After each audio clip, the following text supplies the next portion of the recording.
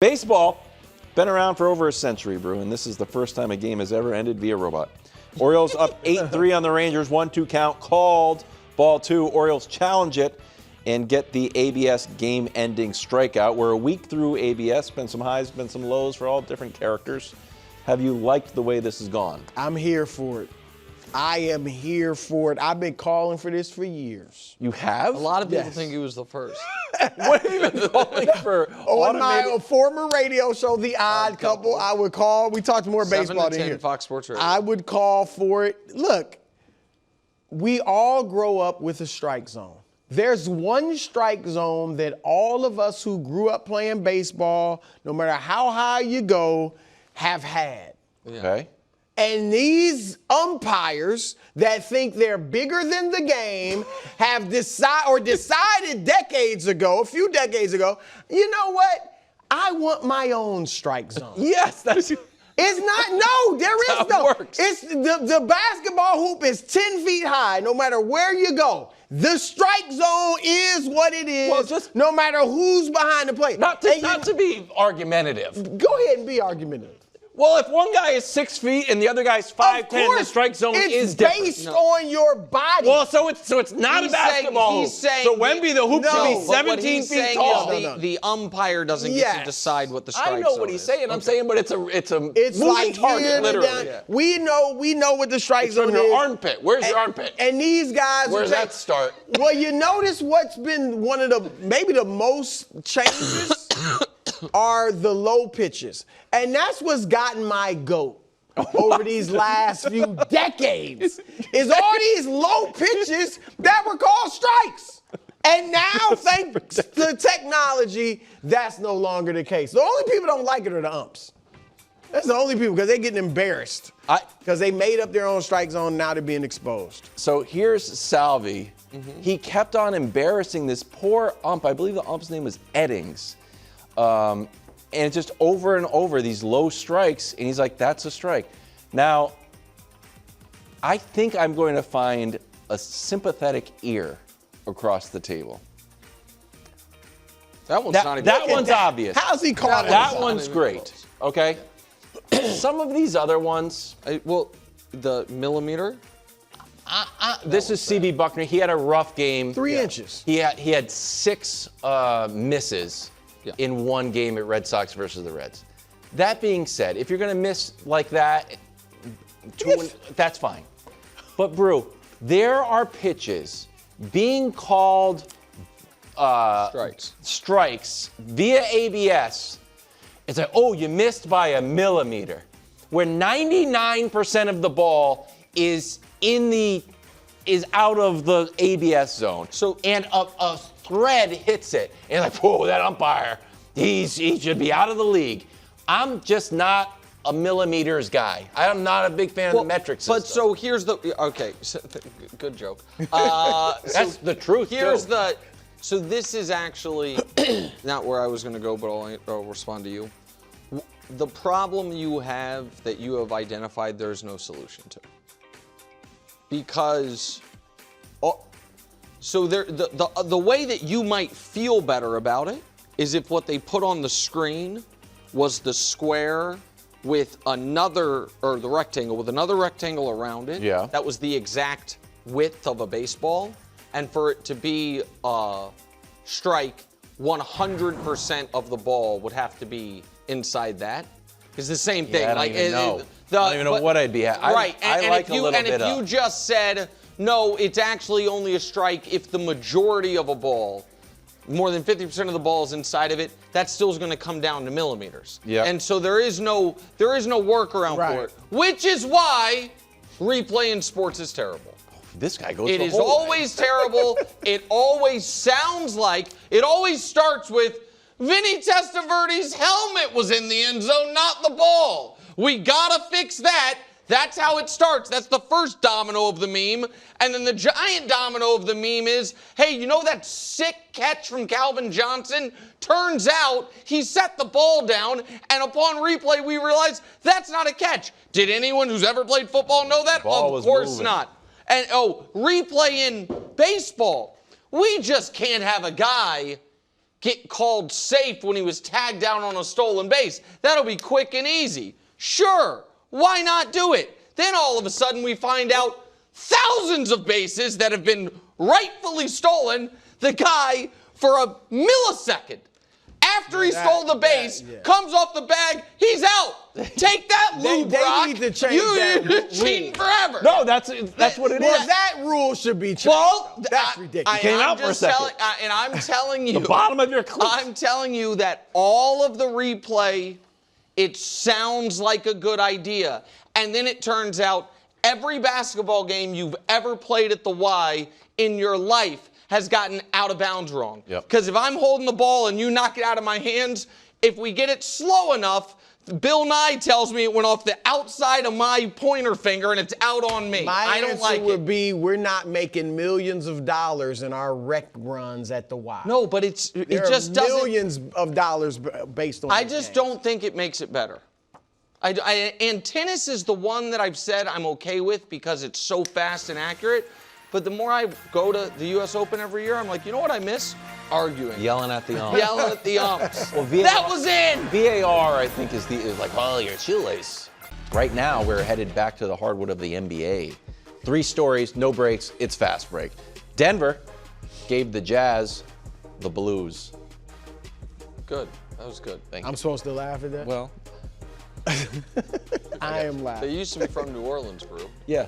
Broussard's like Smith now. Yeah, she really is. Called, It was a perfect name for New Orleans. Yeah. well, it should, yeah. I mean, the Pelicans are nice and everything, but we should go back to the Jazz. Jazz. You should is trade. yes. You should They trade. should names. trade. You're right. Sorry, we got to get to the Jazz. Okay, they scored Utah- 117. Skis. Oh, sorry. Utah skis. Let's come on. How about that? Joker at 15, 17, and 12. He makes clinches sense. back-to-back triple-double seasons. Has he become underrated, considering he's leading off fast break? I think Joker is perfectly rated. I think he would win the poll of who's the best player alive. I don't think it would be unanimous, and I don't think it should be unanimous. I think that it's as tightly, there's as many great candidates for that argument right now as we've had in a very long time, guys having awesome seasons. I also think he has been fairly decorated. He has 3 MVPs. The last 5 years, he has finished in MVP voting. First, second. And so that means he has the same number of MVPs as Magic Johnson and Larry Bird. And the only people with more MVPs than him are Kareem, Michael, Russell, Bron, and Wilt. That's the full list. Yeah. And while what he is doing this year is remarkable, I'm not certain you can say he's better this year than he was last year. Here's the numbers, this year to last year. He's going to play fewer games this year. He's going to average fewer points. He's going to average 0.3 more rebounds and 0.6 more assists on slightly less efficient shooting, both times for the 4 seed. Yeah. Now, if people have, moved, they're like, what happened to Joker? Like, that's ridiculous. If anybody's saying that, then yes, he's underrated. I don't think anybody's saying that. Right. So I think he's properly rated, and I don't think he, right now, Brew, has a legitimate case to be MVP. I think because of the other guys, how strong those cases are, even though it's a good enough season to win MVP, if we compare it to 2006 or something, but that's where I Yeah, look, I think you can, just the MVP part, you can argue for 4 guys. Wemby, Shea, Luka, Jokic. But I agree with Nick. I think he is properly rated, and that's because in America, particularly in basketball and football, it's about winning championships. Not just about winning championships, but that is a big part of it. And he has not won to date to the level that his statistics would, and accolades even, would suggest he has. He's won 1 championship, which is great. The monkey's off his back, but only been to 1 other conference final. Correct. All right, so he puts up historic numbers, and the reward for that are potential MVPs, which he's gotten 3, first-team All-NBAs, gonna be a Hall of Famer, talked about glowingly. Like, that's the reward. But if you want to get spoken of higher than he already is, you got to win more. Like to talk about him more would be to talk about him in the Magic Johnson, Larry Bird type category. And he just hasn't. All the guys talked about in that vein have won more than him. So I also will say this. If Russell Westbrook had not averaged a triple-double 4 times, we would look at Joker like differently. I mean, and again, he's still recognized as a top 20 player of all time, top 15 even to some people. But it's been done, the triple-double, so that and he did it last year. Right. And so that takes a little bit. And do you agree with me that most people yeah, I do think most people would still say he's the best player in the world. Yep, I agree with that. Moving on. Knicks, Sixers both toppled tanking squads. New York put up 130 on the Grizz. The Sixers put up 153 on the Wizards. They'd meet in the playoffs. Should New York be concerned? Yes. I'm not saying I would necessarily pick Philadelphia, but look, if Embiid and Paul George are healthy, then they could be a lot to handle. And we know Embiid and Cat have this little bit of rivalry. I think Embiid definitely wants to take it to Cat. Last year, Embiid, who has not been a phenomenal playoff player, gave the Knicks 33-10 in the 6-game playoff series. No Paul George in that series. No VJ Edge come for Philly in that series. So you add those two along with Embiid and Tyrese Maxey. Oh, yeah. And the pressure, all of the pressure, all of it on the Knicks.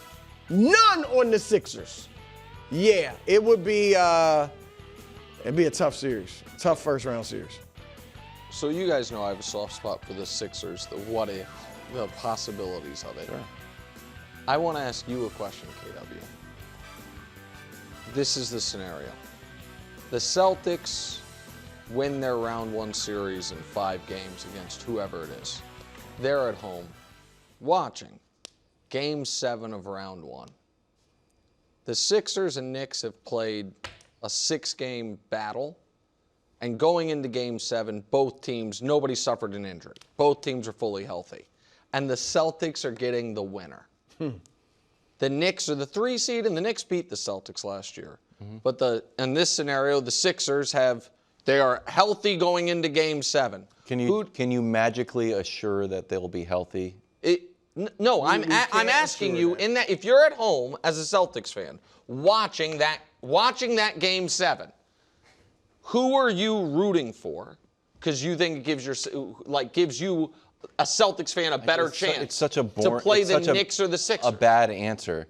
I assume that the Sixers would not be able to make it through 2 playoff runs totally. But just assuming they're healthy. But I'm assuming they're healthy going into that they are going. The winner of that series is going to be healthy going into round 2. The Knicks. No, you don't want 35-point Embiid if he's back. and I know. And Paul George has 29 points in. It's only 4 games, but since he got back, rested Paul George. All NBA. Bruce gonna have an All NBA ballot. Maxey's all NBA. Maxey. Edge. It's a very interesting setup of fresh Paul George. If we get the 6 weeks of healthy Embiid, it's very interesting. And I tell you what, the Knicks. God bless them. They beat Philly or Boston last year. I'm not gonna put much stock in that if they meet because I think Boston is gonna be like really up for that series. Like I think last year they relaxed. They had owned them in the regular season. All they were doing is getting flowers thrown at their feet all season. And the Knicks, to their credit, played great. But this is going to be different. Listen, I think a Knicks-Sixers series would be a 7-game series.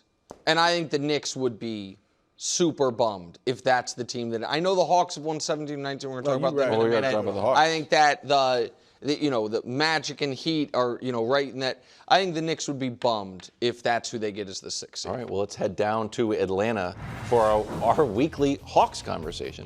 Alexander Walker had 32 last night. Hawks are 18-3 since the break. Finished a season sweep against the Magic, which Orlando coach Jamal Mosley outlined here. Take a listen, bro. It means we got swept by the Hawks. That's what it means. They kicked our ass. There is no, what does it mean? What does it feel? Legitimately, the Hawks have kicked our ass. Faithfully. Brew, is it finally time to start talking about the Hawks? Well, look, the Hawks have had a tremendous run, 18-3. Got some nice Jalen Johnson. I think he's going to be all NBA too. Yeah, definitely. They play very good defense. They're a top 10 defense. They're long and athletic and rangy, and they shoot the three well. They're like sixth, I think, in the top in three-point shooting. So they're dangerous. Here's the thing: in the 18-3 run, their losses are to Houston, Boston, and Miami, which are almost the only three good teams they've played. Now, they have beat Detroit, albeit without Cade. They beat Boston without, I think it was just beat them without Tatum, it was, which still is a good win. But they beat Orlando twice, which they obviously own. They beat Portland. They beat Philly twice, but again, before Embiid and Paul George got back. Yeah, so I'm just saying, 18-3, you would be like, oh, they actually could do something. I just want to temper it a little bit, but they're on the rise, and I like what they're doing. Nick, same question. Is it time to start talking about the Hawks? No. Okay, coming up next, are the Lakers facing a must-win against the Thunder Trying to give tonight? them love. That's next. First thing. Trying to give love. You spent the time talking about how they just beat the bad teams. Lakers in OKC tonight. LA has lost both of their games against the reigning champs. OKC, this surprised me, almost 10-point favorites. Yep. When the Lakers lose, they lose bad, or they used to at least. Lakers have been scorching hot. Is this a must-win for the LakeShow? I am really excited for this game because the Lakers have obviously been playing great, and this is a great test, not to mention something that could happen in the playoffs. Yep. So I am actually going to say it is a must-win for the Thunder. What a turn. Yes, for the Thunder, because they're only 2 games ahead of San Antonio. Which is really and a game San and a Antonio half. has the tiebreaker. So if they lose this game, and I know they play the Lakers again in a few days, but if they lose this game, this is at home.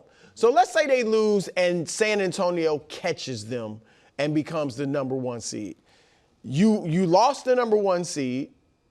You lost home court advantage throughout the Western Conference playoffs.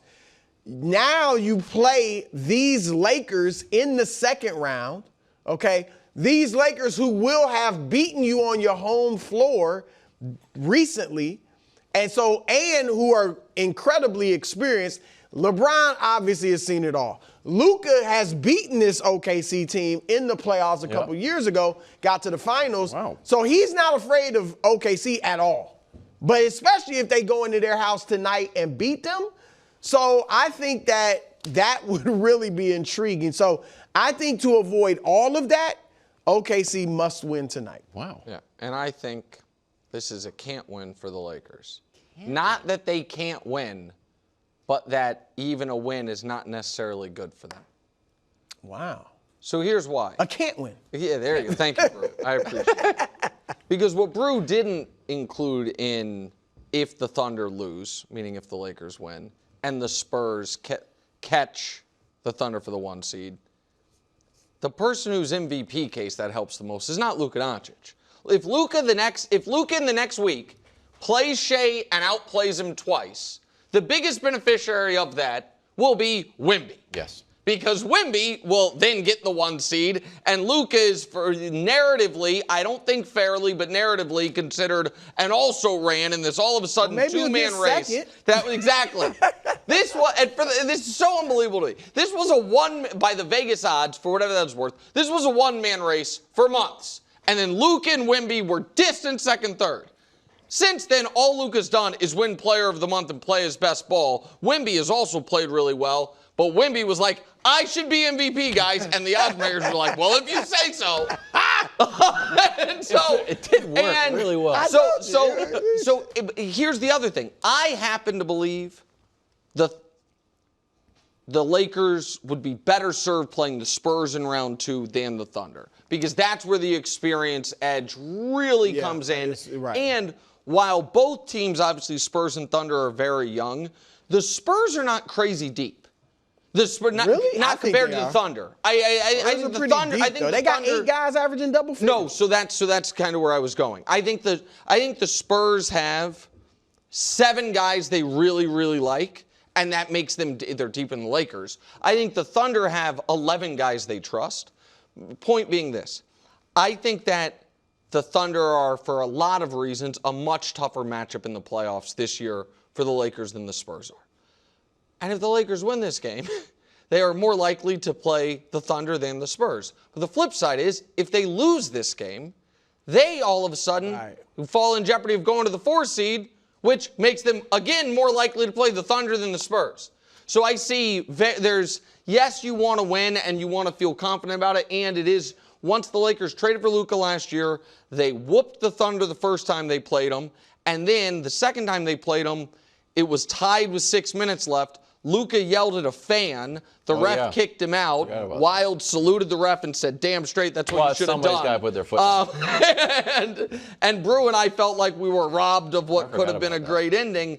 And so Wemby's not playing tonight. It just got announced. I just read, against the injury management against the Clippers. So there is a scenario where Luka puts up 46 points in a win over the Thunder, and the biggest move, and Wemby sits, and the biggest MVP move is Wemby's odds getting better. If this, but this not playing tonight could hurt Wemby too. Well, listen, I think not playing should hurt you. Wildes yelled at me for that too. Oh yeah, back-to-backs. Nobody's ever played back-to-backs. If this game, Luke, I think, scored 60 on a back-to-back last week when he won Player of the Month. I think it was 60 points on that. That's why he's going to be third plane or got fourth in at 5 in the morning. There's no room service. Could any result really change your view of these teams? If the Lakers get blown out, or if the Lakers, we've seen the Thunder get handled easily too. Is it just a game, or could this really change your viewpoint on these teams? You never want to overreact to regular season games, but if the Lakers win this game, that does make me like, oh man, because as you kind of pointed out, we thought last year, okay, they kind of have OKC's number. Or if they meet them in the playoffs, they could give them some problems. You laid out last year the way it went. So it would raise the Lakers, in my view. And if they get blown out, if the Lakers get blasted, then it would just be like, but I feel like they're not going to match up well with OKC or probably even the Spurs. No matter what happens, because they play again so soon, they're going to have that. But I also, the other reason that I do think the Thunder are going to win tonight is, I think and this is one of the reasons, whatever Lakers contending chances they have are so tenuous, because they really have to stay healthy. They really need I think Marcus Smart who's not playing tonight, in a game or a series against the Thunder, is more important than Austin Reeves. Like, I think that, like, if Austin was out tonight and Marcus was playing, LeBron just kind of assumes Austin's offensive role. Sure. But without Marcus, I just don't, like, their best option to guard Shea, I guess, is Vanderbilt. And their second best option, I think, is Bronny. Like, they don't have anyone who guards. Shea's going to give you 35 regardless. Yeah, with Marcus Smart, he's still giving you 30. No, but you understand what I mean. Like Marcus Smart is the Laker who can guard the point of attack, and so he's a huge part of that team. Right, and so, particularly against Shea, and so that's a big loss. Thanks for watching. Subscribe here to get more from the show and to check out clips from other shows on FS1.